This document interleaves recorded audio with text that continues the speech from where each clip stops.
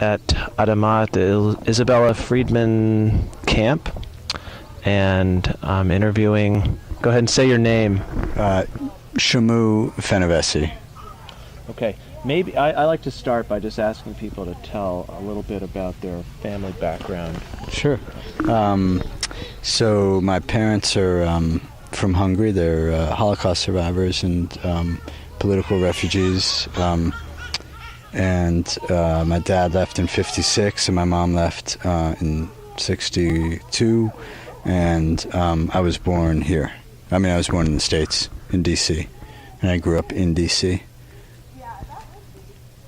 Mm-hmm. And what kinds of things did you grow up hearing from your parents about where they'd come from?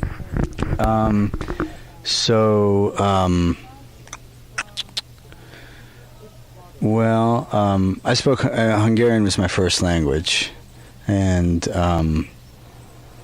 what did I hear? I heard about, especially more recently, but also back then, about my grandma, my father's mother's, Zichronala Shalom, her family, who are all farmers in northeastern Hungary.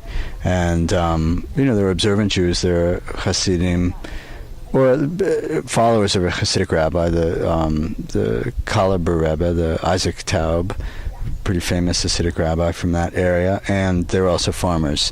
And so my dad we always had a big garden, and we always composted from a very, as long as I can remember. And because my parents grew up, after the war, there was, obviously we didn't waste any food. They had a very, a lot of sensitivities around wasting and around, making stuff yourself rather than buying it, and, not eating processed foods and all that. And not from they were never members of the Sierra Club. They don't, not from a kind of a American environmental movement perspective, but from I don't know, East Central European Jewish perspective, I guess. Did they ever talk about the farming itself that that their family? They never saw any of it, and my mom's family was thoroughly urban, and it was only half of my dad's mother's family, and they lost the farm and all the land in the 1920s. So my dad never saw any of it, although he did grow up. They both grew up urban, and my dad did have a chicken growing up, and they had a little garden in the backyard, and that was in Budapest. The chicken died of a heart attack in the first air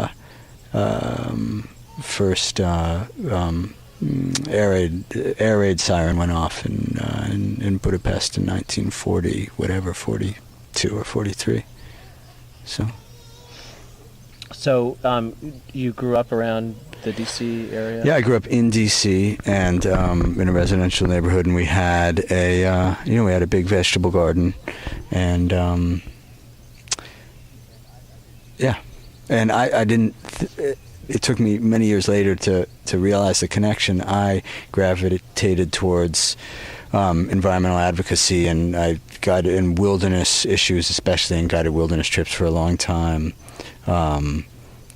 And it wasn't until later I realized kind of made the connection back to growing up with a garden, and the fact that my dad was one of the garden columnists for the Washington Post and always advocated organics, and the fact that we composted and we did a lot of stuff at home, and we went on trash walks every Thursday night. I think Friday morning was the pickup in our neighborhood, and it was kind of an affluent neighborhood, upper middle class neighborhood, so people threw out a lot of good stuff, and we went on trash walks Thursday evening, and we built a lot of stuff, and I built a lot of stuff, and we got a lot of our furniture from the trash walks. So that was very much in my psyche. I'm still very much a scavenger. I spend a lot of time scavenging stuff, and if you talk to the people here, they would laugh in terms of what I do and what I've kept them, what I think you can make from things that you find.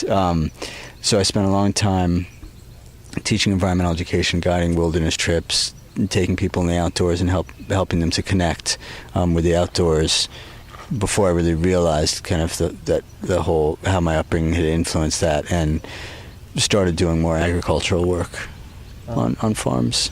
Was there in like the environmental ed and wilderness trips, was there a Jewish component to that? There wasn't mostly, and it's interesting looking back on it. It was very much kind of standard environmental education, kind of the wilderness story, the wilderness model. We never, we looked at things, we played games, we tried to understand forest ecology and stream ecology and how things interact, and talked kind of conservation science stuff and wildlife management and all that. There wasn't a Jewish connection, and even culturally, it was, it was pretty standard, upper middle class European kind of heritage, environmental movement stuff. Leopold, Muir, David Brower kind of stuff, and it wasn't till, I guess, my second year of teaching environmental education was out on the Olympic Peninsula in Western Washington, and many of the other staff there were pretty influenced by Native American teachings and kind of New Age spirituality. It was on the West Coast, and I realized teaching these kids in this really amazing old growth forest, massive trees, really mossy and stunning in Olympic National Park. And that's where, at some point there, I realized that a strictly scientific approach was inadequate, wasn't enough for me, both in terms of teaching kids and having that connection. And I felt like we had no common ground, ethically or otherwise, with the kids. Or we taught them environmental songs, we would sing those, and but around like eating and food, like we were always trying to make more of a connection between what we were doing out there in the woods and what we would go back and eat with them, and yet it wasn't really clear what kind of connection to make, or what the common ethics or stories were to build upon. Like most environmental education programs, we borrowed from lots of different perspectives. And that was 1994. Yeah, so that was the famous Forest Summit. Clinton came out to the Northwest, and we were living on the northwest end of the Olympic Peninsula, where it was highly polarized there. Logging communities, environmentalists, spotted owl, exactly, the spotted owl debate.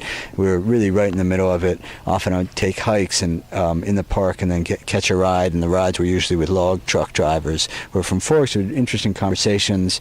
We brought in for our training, for environmental educators training there, a woman who was part of Logger Solidarity movement in Forks, and to get some of that perspective.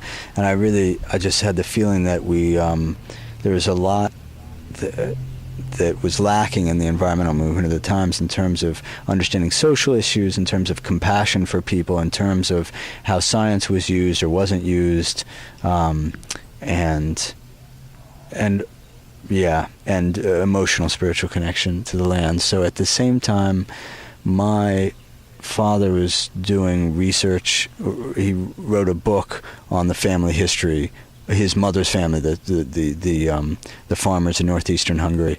So, and got in contact with Shomrei Adama, the Keepers of the Earth, the kind of the original Jewish environmental organization in this country, and sent me some of their literature that I started looking at, and at the same time looking at the family stuff and doing the family research. And that is how I started getting curious and interested in both in Jewish environmentalism and just interested in Judaism in general as an adult. I hadn't done anything Jewishly I hadn't done much Jewishly for a long time. Did you have, when you were younger, did you have like a, sort of a standard Jewish education? A little bit standard, kind of a Hebrew school dropout, did some of that, and it pretty much, it didn't do much for me education-wise or in terms of connection to the people. And very much culture, strong cultural heritage, obviously. Most of our families in Hungary are in Israel, so I had an understanding of those things and where we came from. But religiously, I had a bar mitzvah, but I didn't have a strong connection. I had no kind of adult Jewish practice as an adult, Yeah.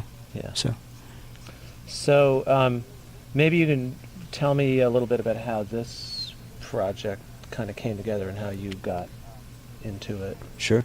I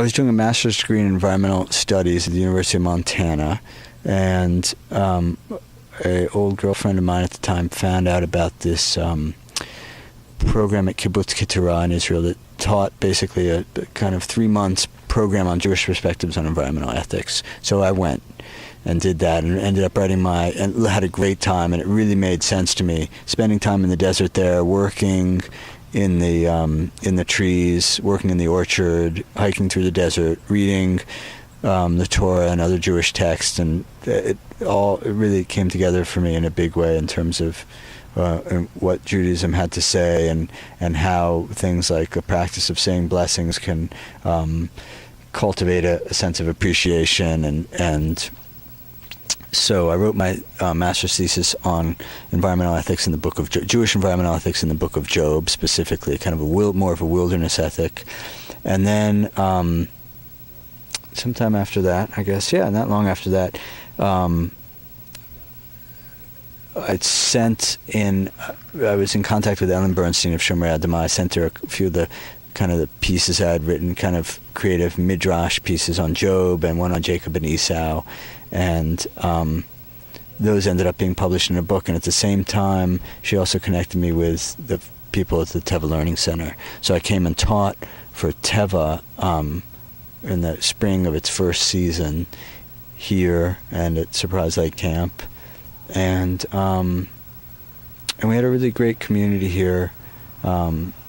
Figuring out how to teach Jewish environmental education, how to create Jewish community, how to get kids involved, how to get them excited about spending time outside, and how to teach about composting from a Jewish perspective and what to do with the kashrut issues. And so it was a really fun time teaching here. And it always talked about with many people who taught here, young, ecologically oriented Jews, how this place could be more of a center and more sustainable for us, because we were here for a couple months. We lived in a small room. It wasn't a place we could be here full time. And so that conversation continued with many people. Adam Berman, who's now the executive director here, I originally hired as a Teva staff person. He stayed on and became the Teva director. And then many years later, just 2 years ago maybe, he heard that the executive director position was, and we all went to do different things. I was teaching environmental studies in community colleges and colleges, and teaching field courses in the summer, and doing some Jewish education on the side. Adam went to graduate school, and he heard the executive director position here had opened, and that's when we started talking again about what we could do here. And he got some grant money together, and we talked about what it would mean to do here and what we would want to do Jewishly and agriculturally, and how we'd want to pull it together. And then we've just been really blessed that a lot of that has come together, that people have given us money and people have offered us land, and 12 fellows have wanted to come here and work and learn, and it's been really great. For those, this is a really small question, but for those 12 fellows, do you get a lot more applications than that? This year we got probably, let's see, if we have 12 fellows, depends what you mean. And we probably had at least 30 applications. Uh-huh. We probably had 30 applications, but not all of them were completed applications. You know what I mean? Yeah. So maybe we had 20 completed applications, where people finished. We got the references, they had an interview, the whole thing. And so 12 of those 12 are here, and then we get a lot of people interested, a lot of requests for information, a lot of people coming up visiting. But more important than that to me is that 7 out of the 12 fellows who plan to be here for the summer are staying through the fall, which means they're having a good time. Yeah. It means it's a meaningful experience for them, and that's a huge part of what we're trying to do. Yeah. So. And it would be hard to answer this because you're talking about obviously a diverse group, but mean, like in general, like why do these people want to come here? What's their, what do you pick up on as their motivation? Well, I think like many young, idealistic, ethically, politically, social justice, environmentally motivated people who graduate from college or are in college, they are looking for various ways of acquiring skills and having an experience for themselves that gives them a better sense of where they might want to go. And so many of them were attracted because they were specifically looking for an agricultural experience. They wanted to work in some sustainable agriculture thing, apprentice, and then they saw that this was Jewish, and it was an easy choice for them because they wanted a community situation. I mean, compared to a lot of farm apprentices situation, it's a real community. It's a real program. We have, visiting people all the time, teaching. I mean, it's a much more diverse program in that way, and that's what I think was a big attraction for some people. Others were already more Jewishly connected and thought, I'd like to spend some time outside. I'd like to spend some time gardening. And I think of some other, specific examples. One person, I think, finished a environmental, natural resources master's program with a focus on kind of food policy, local food policy, and yet she had never worked on a farm before. She wanted to kind of get to know what it was actually like to grow some food instead of just studying the policy end of it. Another person, Rachel, worked for kind of a Jewish environmental organization in the city and really wanted to do some agricultural work and do it within the context of a Jewish community. So, we have another person from the Bay Area who is thinking of starting a similar program on the West Coast, and came here specifically to learn, how do you do this kind of a program? What skills do you need? How do you put together the program? How do you do it? Mm-hmm. So, I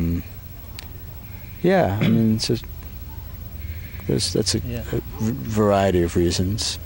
Now, you mentioned like one of your sort of early experiences making a connection to the Judaism and the agriculture was working on a kibbutz in Israel.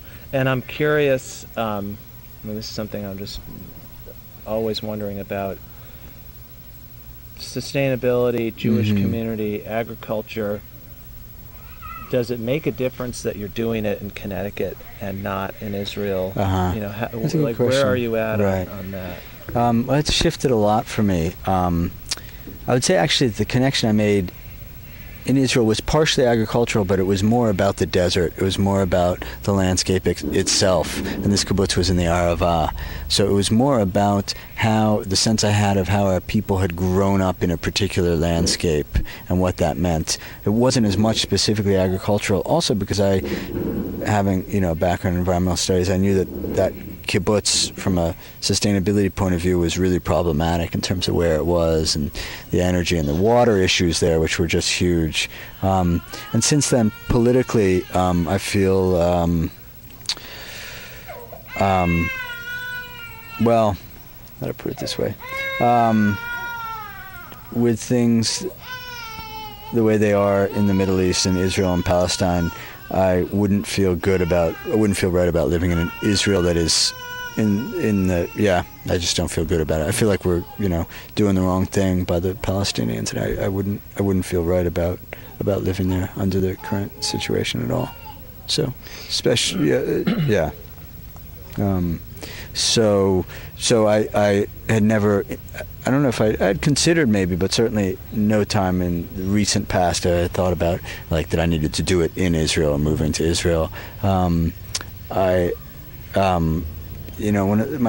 of in my office above my desk, I have the phrase from Lamentations that's in the liturgy as well, in the daily liturgy, I think at the end of the Torah service. And the words are Chadesh Yameinu Kekedem, renew us as in days of old. And that's really my approach, in that I don't believe that it's not about a returning to something that was, it's about a renewing, which means that you return to the past from your place in the present, which means you take things from the past that are meaningful to you, and you reinterpret them in a way that makes sense with things you've learned from from science, from contemporary American culture, from sustainable agriculture, and that to me is very much a way that we've survived for a long time, and so I feel fine about reinventing or renewing these things in Connecticut or wherever. Yeah. I know. Well, I'm kind of watching here. See, I can when it gets about there, that'll be about half an hour. Okay. So, Okay. Because I know you got to get going. But you mentioned when we were driving out to the field, the arrangement you had. You're like, because I'm also interested in the relationships between That's a good question. these Right. Jewish Right. newcomers, interlopers, whatever, Right. and the locals. Yeah. Maybe you could tell the story about how that particular that I don't know as much about that particular, because Adam really did that. I know that we have a neighbor across the street, Alan, who's been a dairy farmer, and now he's shifted into grass-fed beef, and he does lots of other things.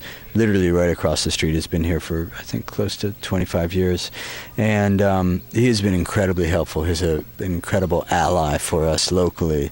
He sets us up with things like that. When we start asking, well, where can we lease a couple acres of land to grow vegetables, he set us up with this field that he used to farm, and then Adam met with the owner of the land, and who I think who's a religious person, which helped him understand some of what we're trying to do, and he was happy to do it. And I'm trying to think in terms of other relations, and we have really good relations with some other organic farmers over the hill here, and how is that different because we're Jewish? I'm not really sure, because most of the things that the town is concerned about is like that we're a non-profit and we own land, we don't pay taxes. You know what I mean? Which would be true for. That's a point of contention between us and the town that would be true whether we were Jewish or not. So I'm not sure, except that I do think for this landowner it makes a difference that we're making some kind of religious or biblical connection to agriculture. I think that's a positive. That's a positive for this Christian landowner. Yeah. And another thing I'm interested in is the intergenerational, because you were sort of alluding to that, the intergenerational sharing that I imagine must go on with these, the seniors who are sort of, were here to begin with. How, and if these are urban or suburban people, how does the farming thing it's strike interesting. them? Yesterday, a woman there are many of them, at least, maybe not half, but close to half or a quarter of the seniors who are here who are European born. So some of them seem to connect the best to it.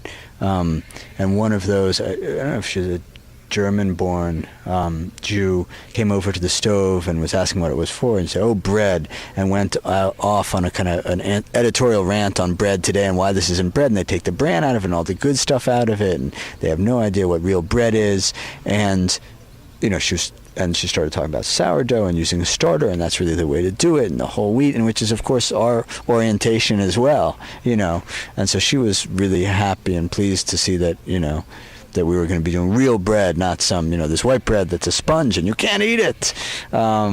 So there's definitely moments like that. There's a Hungarian gentleman here who was here last session who had agricultural experience and was totally thrilled walking the farm, and would, before, on the farm tour, he would say what each vegetable was from a distance before, the guide, before I would say it, which was great. He was totally thrilled. And he would check the garlic every day to see, and he'd say, "Well, I think we should wait another week." And he loved being involved, even in he was mostly vacationing, but he would stay a little bit involved. So that was fun. For many of the rest of them, they get excited if they know they're eating it. That's an exciting thing, although they're very picky about food, so it's also a dangerous point there. But they like to know that they're eating some of our salad or our zucchini or whatever else. Several of the Russians have have been requesting our goat milk and goat cheese products because they think the milk that we drink here is basically, white water, flavored water. They like the real, rich, unpasteurized, fatty dairy products. And then many of the rest of them who are American and suburban are happy to have young people around, I think. And just to see young people and to see healthy looking, to see young people, I think, yeah. Let me just ask you, because, let's see, you got to go pretty soon. Little thing, you mentioned, I'm really interested in about the debate you were talking about the pigs. Yes. How you all work that out. So we have a lot of fun with those kinds of debates. I mean, we have a debate now. Here's another one briefly before I get to the pigs. Shechting chickens, right? This is a kosher institution so that all Jews can come and stay here and eat here. Rigorously kosher, glatt kosher institution. And well, there's not, you can't really find a traveling shochet. I mean, someone will come around and kill. We only have, 20 old birds for him to kill. That means not going to some kind of facility, Mm-hmm. And so we're in that conversation now with the Hartford Kashrut Committee. Can we find someone who's trained and who would just do, a small scale, 20 birds, and not for a profit, because we're not doing it to make money and we can't pay someone a lot of money for these birds, and yet we'd like them done in a way that, in a way that makes sense, in a way that's not painful for the birds, in a way that fits with the Jewish tradition, most likely. So that's been an interesting struggle.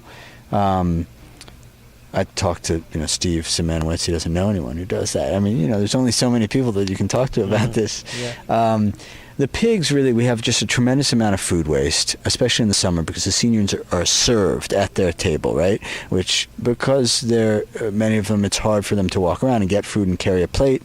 So better, from their point of view, I agree, to serve them at their table, but it means that you get a plate full of food that, you might not finish. And you probably don't finish a tremendous amount of food waste. We're talking about, easy 50, 60, 70 gallons a day of food waste, right? 5, 6, 7, 8 or more 5-gallon buckets full of food waste. That's not really home backyard composting scale, right? And we don't have that much land, so it can't be really far from where people are living. So we got to keep the smell down, and we have to keep pests down. We moved it further away from the kitchen when we had a rat problem. We're successful now. There's no rats. I think that but we do have, skunks around that will come sometimes visit. I mean, there's just issues with having lots of food waste composting near people. From an ecological point of view, the most efficient, and from kind of a point of view of this place and how to use little land in a good way, compatible uses, it makes sense to have a pig or a few pigs, because pigs would eat all the food waste. We wouldn't have pest problems or smell odor problems. Mostly the pest is the big issue, and we'd have great manure to grow vegetables with. Right now we're buying quite a bit of compost, organic compost, because we don't have animals. We have a few animals, but not enough chickens or goats to make enough manure to grow, an acre and a half of vegetables. The pigs would be part of that. And yet we're Jewish. And so the concern is not just legally, halachically,